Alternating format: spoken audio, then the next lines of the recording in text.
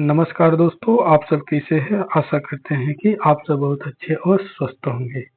चलिए आज की वीडियो हम लोग एडुटेरिया के यहाँ पे बुक दिया है, एडुटेरिया का एनसीईआरटी। हम लोग का आज इसी के बारे में हम पूरा डिटेल्स से जानेंगे कि एनसीईआरटी 6 टू 12 तक का एक क्वेश्चन इसमें दिया हुआ है। बहुत से स्टूडेंट लोग का एक क्यूरी था कि भैया मेरा एनसीईआरटी नहीं कंप्लीट हो रहा है, तो हम लोग इसमें वस्तुनिष्ठ प्रश्न को एक का एक देखेंगे और पूरा फुल डिटेल्स के साथ देखेंगे। तो बने रहिएगा हमारे साथ वीडियो में। और सबसे पहले वीडियो शुरू करने से पहले आपसे एक अनुरोध है कि इस चैनल को आप सब्सक्राइब जरूर कीजिएगा और अपने मित्रों के पास शेयर जरूर कीजिएगा। तो इस बुक का नाम है ऑल आउट, यानी पूरा 6 टू 12 तक का पूरा जितना भी ऑब्जेक्टिव प्रश्न है बनने वाले कॉम्पिटिटिव एग्जाम में, उस सब क्वेश्चन को इसमें जोड़ा गया है। तो चलिए हम शुरू करते हैं। इसमें सबसे पहले देखेंगे कि इतिहास का एक एक सब्जेक्ट के हम लोग एक एक दिन में करेंगे। तो इसमें इतिहास फर्स्ट चैप्टर इतिहास का जो है क्लास 6 का इतिहास के बारे में हम जानने की कोशिश करेंगे। इसमें चैप्टर बाय चैप्टर दिया है, जैसे कि आपको इतिहास के क्लास 6 में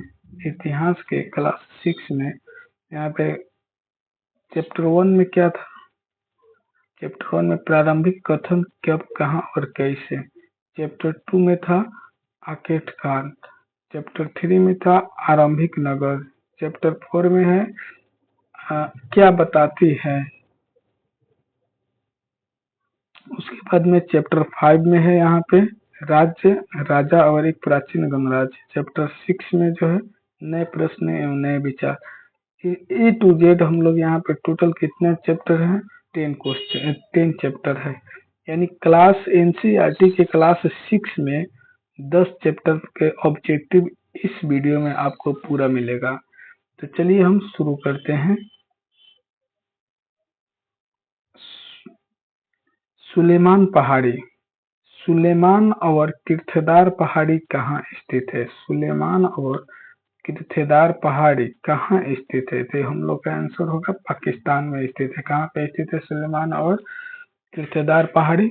पाकिस्तान में स्थित है। भारत के उत्तरी पश्चिम में स्थित है। ये जो पहाड़ी है जो भारत के उत्तरी पश्चिम में स्थित है। जो भी हम अलग से कॉन्सेप्ट देंगे उसको एक कॉपी में आप रफ के तौर पर लिख लीजिएगा कि ताकि वो समझने में कोई दिक्कत ना हो। चलिए आगे के प्रश्न देखते हैं। सिंधु और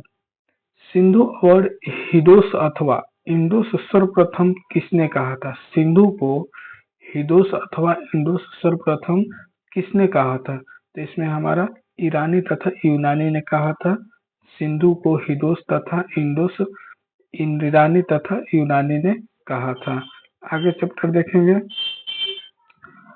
पांडुलिपियों की निम्न में से किस भाषा में लिखी गई है? पांडुलिपियों को निम्न में से किस भाषा में लिखा गया है?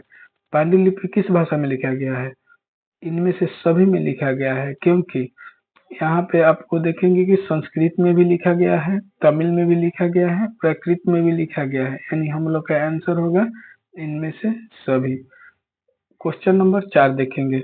भारत के उपमहाद्वीप कहा जाने वाला, भारत को उपमहाद्वीप कहा जाता है क्योंकि क्योंकि इसमें अब एक ऑप्शन वाला है कि एक नंबर में बड़े आकार के कारण, 2 नंबर में है समुद्र पहाड़ियों तथा पर्वतों के बीच बाटे होने के कारण। तो हम लोग आंसर देंगे इसमें ऑप्शन नंबर इसमें हो जाएगा हम लोग का 1 और 2 दोनों सही है। कौन? क्योंकि समुद्र पहाड़ियों तथा पर्वतों से बटे होने के कारण भी हम लोग का भारत जो है सब भागों में बटा हुआ है, इसलिए ऑप्शन नंबर सी हो जाएगा। 1 और 2 दोनों सही है। चलिए आगे के प्रश्न की ओर चलते हैं। पांडुलिपियों का महत्व क्या है? पांडुलिपियों का महत्व क्या है? इसमें बताना है कि पांडुलिपि का महत्व क्या है। तो सबसे पहले एक एक क्वेश्चन को अब पढ़ेंगे हम। प्राचीन ज्ञान विज्ञान की बातों की चर्चा है। सही बात है कि प्राचीन ज्ञान विज्ञानों की बातों की चर्चा की गई है पांडुलिपियों में। राजाओं के जीवन की चर्चा की प्राप्ति भी है, ये भी सही बात है। और यहाँ पे धार्मिक मान्यताओं और व्यवहारों की चर्चा है, ये भी सही है।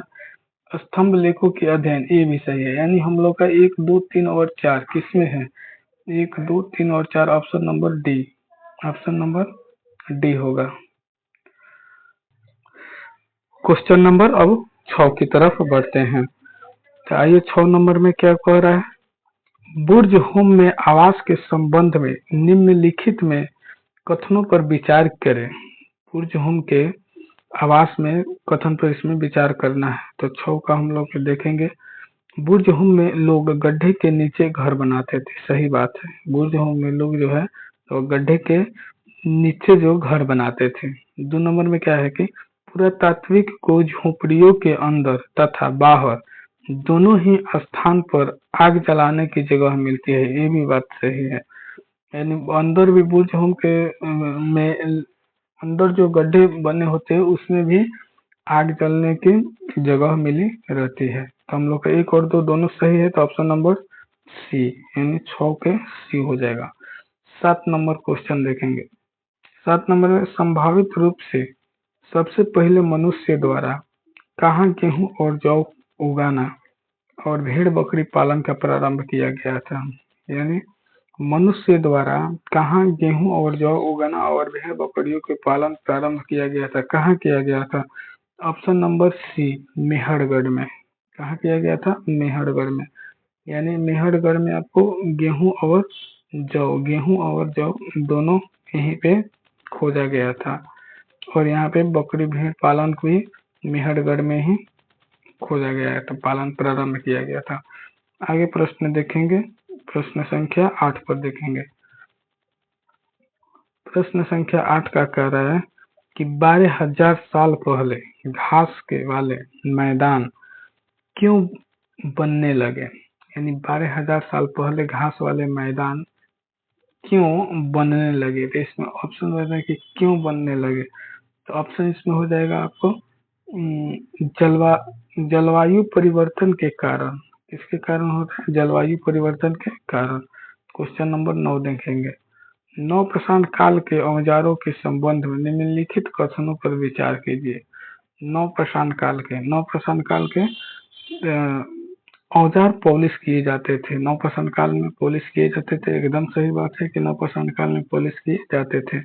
उसके बाद में क्या था कि इस अवधि में ओखल और मूसल का प्रयोग अनाज को पीसने के लिए किया जाता है, सही बात है एकदम, दोनों सही है।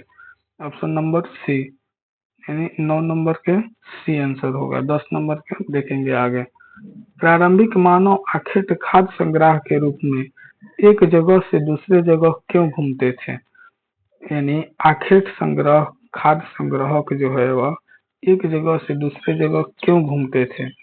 कि अब ऑप्शन नंबर देखेंगे। एक जगह रुकने के कारण वहां के फल फूल वृक्ष तथा जानवरों को खाकर समाप्त कर देते थे। यानी ऑप्शन नंबर सॉरी 1 नंबर में बोल रहा है कि वहां पे रुकने से पूरा खा जाते थे। हाँ, ये सही बात है कि जहाँ रुकेंगे वहां पे खैबे करेंगे, सब फ्रेश कर देते हैं। शिकार ढूंढने के कारण भी एक दूसरे से दूसरी जगह जाते थे। मवेशी का चारा ढूंढने के लिए, ये भी सही बात है कि मवेशी के चारा ढूंढने के लिए भी जाते थे। ऑप्शन नंबर 4 में जो मौसम बदलने के कारण, अरे भाई जहाँ बारिश होगा वहां से दूसरी जगह नहीं जाएगा, तो ये भी सही है। ऑप्शन नंबर यानी 1, 2, 3, 4 तीनों सही है, तो ऑप्शन नंबर डी हो जाएगा हम लोग का आंसर। 10 का डी होगा। चलिए आगे प्रश्न की ओर चलते हैं। मेसोलिथिक या मध्य पाषाण युग के संबंध में निम्नलिखित कथनों पर विचार कीजिए। यहाँ पे जो है मेसोलिथिक सबसे पहले मेसोलिथिक के बारे में हम बता देते हैं आपको। मेसोलिथिक जो है लगभग 12,000 से 10,000 वर्ष पहले जो है वह ईस्वी को मेसोलिथिक कहा जाता है। यानी 12,000 से 10,000 पहले तिथि को क्या कहा जाता है? मेसोलिथिक कहा जाता है। मेसोलिथिक कहा जाता है। मेसोलिथिक में किस किस का यहाँ पे दिया हुआ है। इस समय पत्थर के औजार को माइक्रोलिथिक कहा जाता है। ऑप्शन नंबर ए भी सही है। बी नंबर में पत्थर के औजार आकार में बड़े होते थे। पत्थर के औजार जो होते थे वो आकार में बड़े होते थे, नहीं यार छोटे होते थे, ये गलती है। इस समय पुराने किस्म के औजार अनुपस्थित थे। अरे भाई पुराने किस्म के औजार उपस्थित था, अनुपस्थित हो दिए था, यानी था, उपस्थित था। उस समय पुराने किस्म के औजार उपस्थित थे, यानी ये भी गलती है। तो हमारा ऑप्शन नंबर ए, इसमें देखेंगे केवल ए, सी सही हो जाएगा। आगे प्रश्न की ओर देखेंगे 12 नंबर। हड़प्पा सभ्यता के अंत होने का क्या परिणाम हुआ। हड़प्पा सभ्यता के अंत होने का परिणाम क्या था। नए बस्तियों की संख्या बढ़ गई, नए बस्तियों की संख्या बढ़ गई। ऑप्शन नंबर 4 नंबर सही है। आगे की ओर प्रश्न देखेंगे।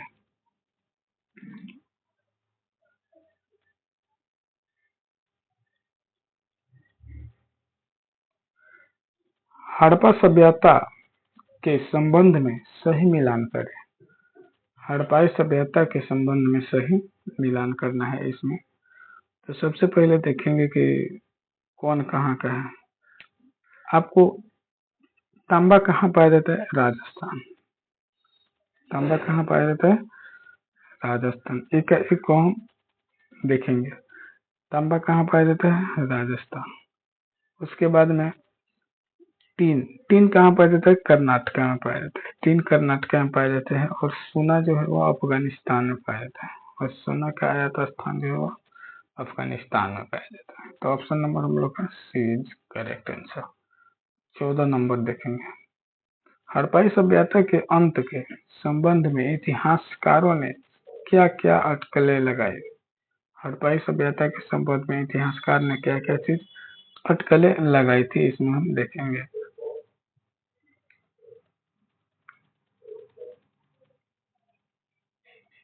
नदियों के सूखने के कारण, नदियों के सूखने के कारण ये भी लगाए थे, सही बात है।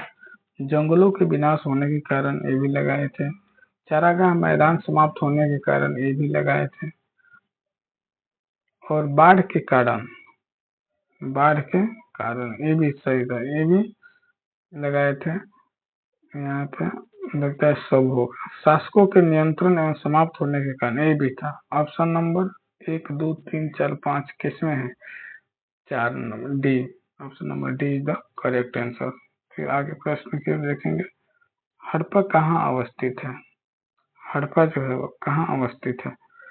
हड़प्पा पाकिस्तान के पंजाब प्रांत में स्थित है। कहाँ पे स्थित है, पाकिस्तान के पंजाब प्रांत में स्थित है। हड़प्पा सबसे पहले खोजे जाने वाला शहर था। हड़प्पा जो है वह सबसे पहले खोजे जाने वाला शहर था। आगे चलेंगे। Question number 16। महान स्नानागार कहाँ अवस्थित है। महान स्नानागार मोहनजोदड़ो में अवस्थित है। महान स्नानागार मोहनजोदड़ो कहाँ स्थित है, मोहनजोदड़ो में स्थित है। महान स्नानागार मोहनजोदड़ो में स्थित है। अब क्वेश्चन नंबर 17 देखेंगे। निम्नलिखित में से अग्निकुंड कहाँ मिले हैं। निम्नलिखित में से अग्निकुंड जो है वो कहाँ मिले हैं। ऑप्शन नंबर कालीबंगन, ये सही है, कालीबंगन में मिली है। 2 नंबर में हड़प्पा, हड़प्पा में नहीं मिली है। 3 नंबर में लोथल, लोथल में मिली है। 4 नंबर में मोहनजोदड़ो, मोहनजोदड़ो में नहीं मिली है। यानी ऑप्शन नंबर 1 और 2 किसमें है, option number C, option number C तक करेक्ट आंसर। आगे प्रश्न देखेंगे। हड़प्पाई नगरों की प्रमुख विशेषता क्या थी। हड़प्पाई नगरों की प्रमुख विशेषता क्या थी। हड़प्पाई नगर, हड़प्पाई नगर की प्रमुख विशेषता थी विशाल स्नानगार था, सही बात है। अन्नागार भी था। योजनाबद्ध नगर का निर्माण भी किया था। पकाए गए ईंट का प्रयोग, यानी option number D is the correct answer, सभी सही। फिर 19 नंबर देखते हैं। आइए हम लोग 19 नंबर देखते हैं। प्लीज यार अभी तक चैनल को सब्सक्राइब नहीं की हो तो प्लीज जाके सब्सक्राइब कर दो, आपका भाई का मेहनत बेकार ना जाने दो। चलिए ऑप्शन नंबर क्वेश्चन नंबर 19 में देखते हैं आप। इनाम गांव के प्राचीन स्थल के संदर्भ में निम्नलिखित कथनों पर विचार कीजिए। यह घोर नदी के तट पर स्थित एक पुरातात्विक स्थल है जो भीम नदी के सहायक नदी है। लगता है सही है। सहायक नदी नहीं है, सही है। उसके बाद में इस स्थल पर लगभग 3600 से 7200 वर्ष पूर्व प्राचीन, ये भी सही है, क्योंकि ईमान कार्ड जो स्थल जो है इसमें जो हुआ था 3600 ईस्वी से लेकर 2700 ईस्वी पूर्व तक निवास थे। इस स्थल पर दफनाने की सामान्य प्रथा के अंतर्गत वयस्कों को जमीन में सीधा लिपटाया जाता है, जिसमें उनका शरीर दक्षिण दिशा की ओर होती है। ये नहीं बता रहा है, हमको समझ नहीं आ रहा है, नहीं होगा ये। क्वेश्चन नंबर 13 प्रश्न संख्या क्या होगा? सी होगा। किधर गया जी?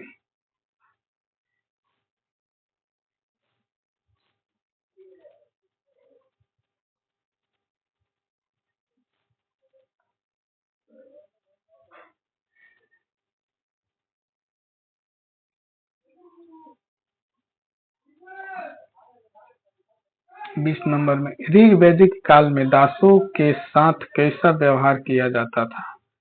ऋग वैदिक काल में दासों के साथ कैसा व्यवहार किया जाता था? ऑप्शन नंबर ए, उन्हें उनके मालिकों की संपत्ति माना जाता था। ऋग वैदिक काल में जो है उनको उनके मालिकों की संपत्ति को माना जाता था।